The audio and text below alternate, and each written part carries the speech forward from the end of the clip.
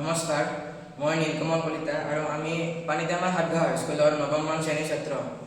নমস্কাৰ, মই ইন্দ্ৰনীল কলিতা। আমি আধুনিক কৃষি পদ্ধতিৰ বিষয়ে এটা প্ৰকল্প বনাইছোঁ আৰু ইয়াত দেখুওৱা হৈছে যে কেনেদৰে আধুনিক কৃষি পদ্ধতি কাম কৰে আৰু এই বিষয়ে মোৰ বন্ধু ইন্দ্ৰনীল কলিতাই বুজাই দিব।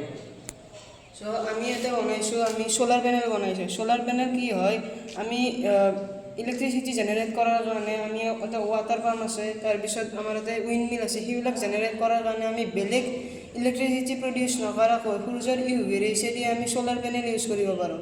তাৰপিছত আমি ইয়াতে বনাইছোঁ ভাৰ্টিকেল হাইড্ৰপনিক্স।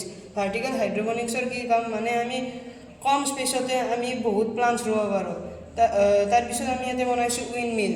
উইণ্ড মিলৰ কাম কি হয়, আমি মানে সেম ইলেক্ট্ৰিচিটি জেনেৰেট কৰাৰ কাৰণে উইণ্ডেদি আমি এইবিলাক ৱাটাৰ পাম্প আমি এইবিলাক চলাব পাৰোঁ। তাৰপিছত আমি ইয়াতে বনাইছোঁ গ্ৰীণ হাউচ।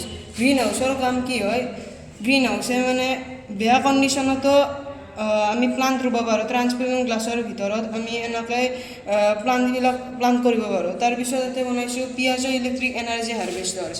এইটোৰ কাম কি হয়, আমি মানে ফ'ৰ্চ এপ্লাই কৰি পেলাই আমি ইলেক্ট্ৰিচিটি জেনেৰেট কৰিব পাৰোঁ। তাৰপিছত তাতে বনাইছোঁ ড্ৰিপ ইৰিগেশ্যন। ড্ৰিপ ইৰিগেশ্যনৰ কাম কি হয়, ইয়াতে মানে পানী ৱেষ্ট নোহোৱাকৈ আমি ডাইৰেক্ট ৰুটছত আমি পানী ছাপ্লাই কৰিব পাৰোঁ। তাৰপিছত আমি ইয়াতে বনাইছোঁ ড্ৰোন। ড্ৰোনৰ কাম কি হয়, ফিউচাৰত মানে মানুহ আহিব নালাগে, আমি ড্ৰোন পঠাই দি পেলাই আমি ইয়াতে কিমান পানী লাগে, পানী ৱেষ্ট নোহোৱাকৈ চেঞ্চৰৰ দ্বাৰা আমি গম পাব পাৰোঁ ক'ত কিমান শুকাই আছে আৰু তাতে পানী স্প্ৰে কৰি দিব। সেয়াই আছিল ফিউচাৰ ফাৰ্মিং।